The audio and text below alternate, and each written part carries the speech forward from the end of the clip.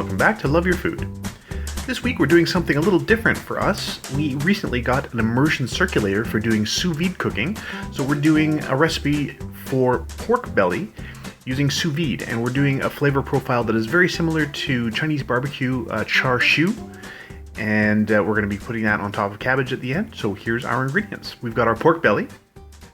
We're going to be using some fresh ginger, some garlic, smoked arbol chili, a little bit of liquid smoke, and a spice mix. We have cinnamon, annatto, allspice, black pepper, Szechuan peppercorns, and star anise in here. So we're going to be blending those together. We're going to start with our spice mix. So the first thing we're going to do is take apart the arbol chili.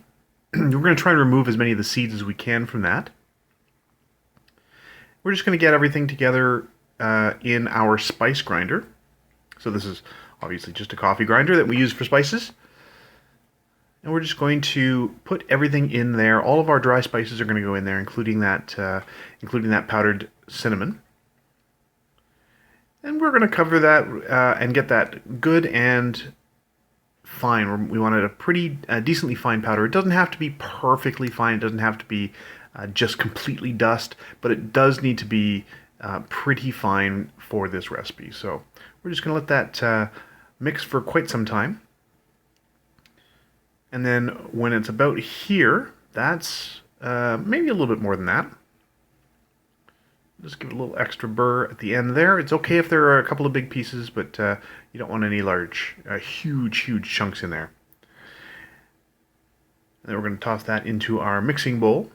And this is where we're going to do all of the flavoring for our pork.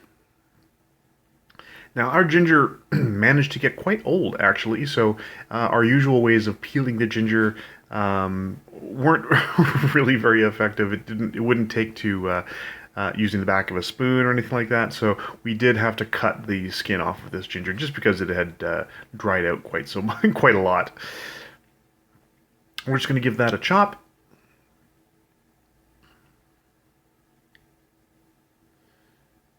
Now we want to make a paste out of this, but we're going to also add the garlic to it before we do that. Now the ginger is quite fibrous, so we want it in smaller pieces before we get started. And then the garlic, we're just going to smash that so we can peel it easy. It doesn't have to be pretty. We're not going to get nice slices out of this. We are going to make it into a paste. You do want to get all the skin off, however. So once you've got all the skin off of your garlic, we are going to give that a nice chop as well, just like the ginger. Don't worry about the two getting mixed on your plate, on your board here, because we are going to just chop it all together. So we're going to get it pretty fine to start with. Get it into a good sized pile on your cutting board. And then what we're going to do is add a little bit of some salt and a little bit of oil. You've seen us do this before to make sort of a paste out of it. So a little bit of salt to add some grit in there. Just a little dash of oil so that it makes a little lubricant to make everything a little smoother while you're grinding it. And we're just going to sort of smash that with the flat of the knife. Now, as I said earlier, our ginger was quite dry, so it didn't, a lot of juice didn't come out. But if you do get quite a lot of the juice coming out of your ginger, try to make sure to get as much of it as you can off your cutting board, because that's a lot of flavor. You definitely want to hold on to that. So we're going to add just a few drops of that liquid smoke, because we can't barbecue, we can't grill at our new place. We are going to try and add a little bit of smoky flavor as best we can here. So we're going to add a couple drops of that liquid smoke, plus the arbol chili is a smoked pepper. And to make our flavorful paste, we're going to add a little bit of oil to that. Now, if this seems a little dry to you still, you can add just a touch more oil. But basically what we want is something that will be able to get some good contact with the pork. It's going to be sitting on the outside of the pork for a good long time in the sous vide. So here's our pork belly. You can see it's got a skin side and the inside. Now you don't have to worry so much about cutting across the grain or with the grain of a pork belly, because as you can see here, and as Chef Caleb is showing you, it's got grain going all sorts of different directions. So we are going to cut it in this direction. This is sort of the right size for the size of bag we're using for our sous vide. And if your knife isn't perfectly sharp, you may want to start with the skin side. So we're going to just cut this into good-sized pieces.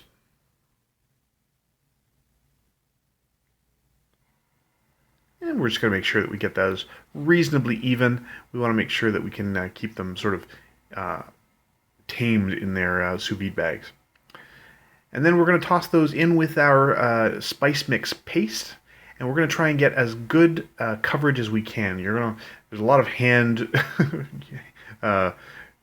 molding with this one, so you want to just rub that paste into every little part of the pork that you've got in there. If you don't want to get the oil or the spices on your hands, feel free to use latex gloves on this portion. And you just want to keep rubbing until you've got pretty good contact with the spice mix. You've got a good coverage on all of your pieces of pork.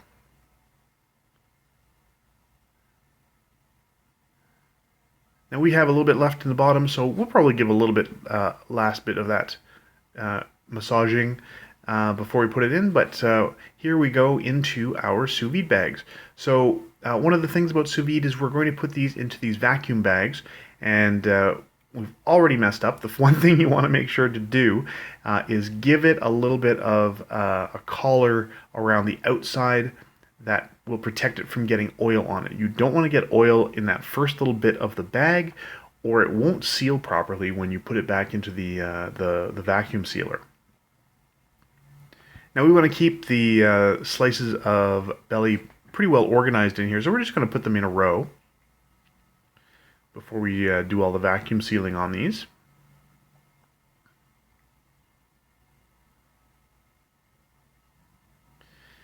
And the neat thing about the vacuum sealer, it's going to take all the air out of there, so you don't have to worry about air getting in between the temperature of the water and the meat or anything like that. It's going to take all of that out of there. And it's going to keep everything nice and still in there. It's going to make sure that the nice flavorful paste on the outside stays right next to the meat as well. There you go. You can see the air being removed from the bag.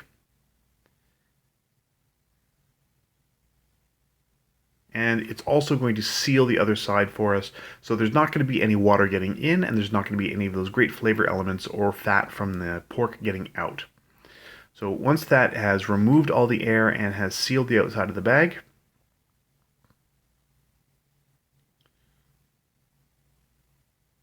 it just takes a moment, and there we go.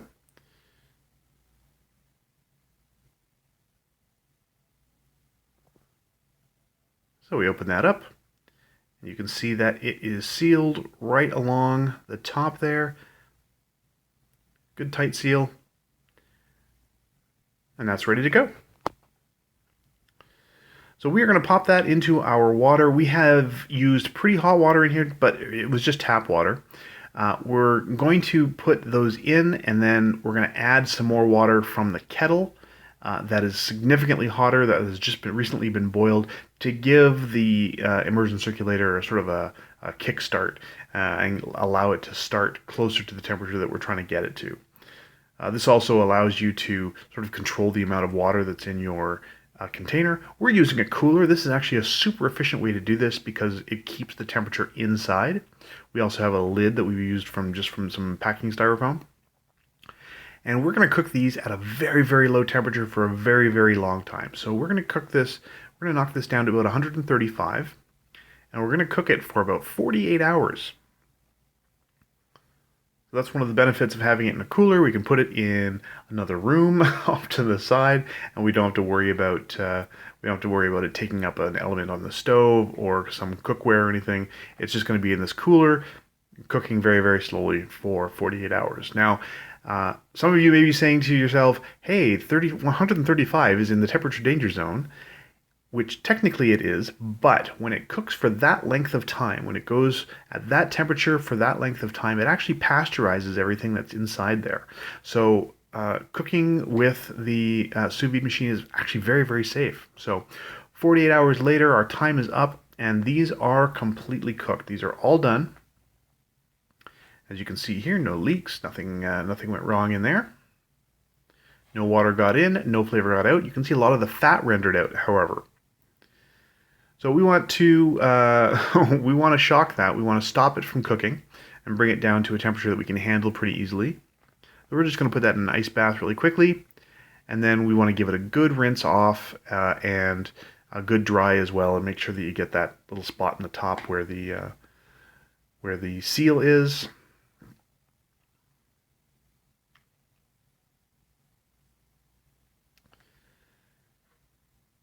And that's cooked for a good long time. So that's been 48 hours at a very low temperature. It is cooked all the way through. You could eat it safely now. It is cooked all the way through. It is done. But you may find, especially for something like pork, that it doesn't taste quite right. It's been cooked. It's very soft. That low, slow, long cooking time has cooked it all the way through. And all of the connective tissue has turned to gelatin. It's really tender. You can see here it's super tender, very easy to cut.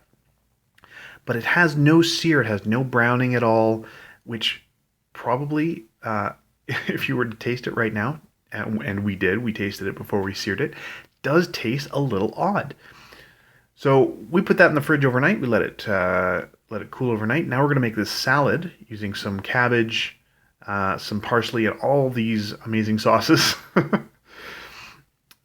And we're going to take this. Now this has been sitting overnight in the fridge. It's actually a little easier to cook once it's sat overnight in the fridge and has cooled down significantly. It's just really good and tender still, but a little easier to cut.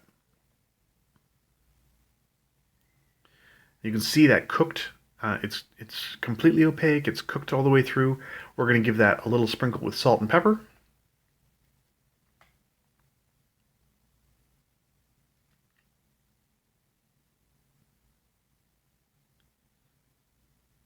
And then we're going to put that in the pan as we get ready to put together our cabeccha. Now this is a recipe that we have sort of put together from having it at a Japanese restaurant near us, which is really delicious. It's this sort of rough cut cabbage salad with fried pork belly on top, and we did this sous vide style to really sort of enhance the flavor. So we're just going to sear that off and give it a little bit of color. In the meantime, we're going to get our cabbage ready. So we're going to cut the stem off. Now we're using an Asian cabbage, which is commonly called a flat cabbage. And we're just going to give it a rough cut. We want sort of big pieces. So we're not going to do a really fine slaw as you've seen us do many times before. This is going to be a little bit more of a rough cut. And that's about the size we want them. Meanwhile, keeping an eye on our beautiful sous vide Char Siu pork, we are going to flip that over. Now, you do want to make sure that it's getting some color. You can see here it is rendering a lot of fat, but we do want some sear, we do want some browning on there. So now with our other ingredients, we have some sushi vinegar, some beautiful dark soy sauce. All of the amounts are going to be in the description below. A little bit of fish sauce, a little bit of sweetened cooking wine. This is the mirin, and a little bit of sesame oil for that rich, spicy kind of hot aroma in there. So once you have a good sear, you can see we've got some great browning around the edges of our pork. It's still sizzling. It's got that amazing flavor still. We're going to take the oil from the pork that we made, and we're going to add that to our dressing. So we're going to use that as the oil in our dressing. So just give it a little whip with, you can use a whisk or a fork as we're using here. And then that's going to go onto our cabbage. And if you don't have access to the flat cabbage, this will work just fine with something like a Napa cabbage or just a plain cabbage. And now a little bit of parsley or cilantro.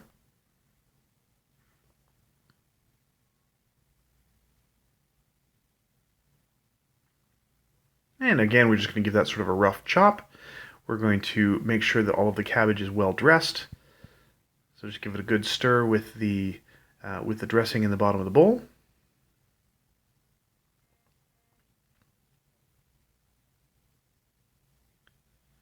And then once your salad is dressed, we're just going to pop that on a plate.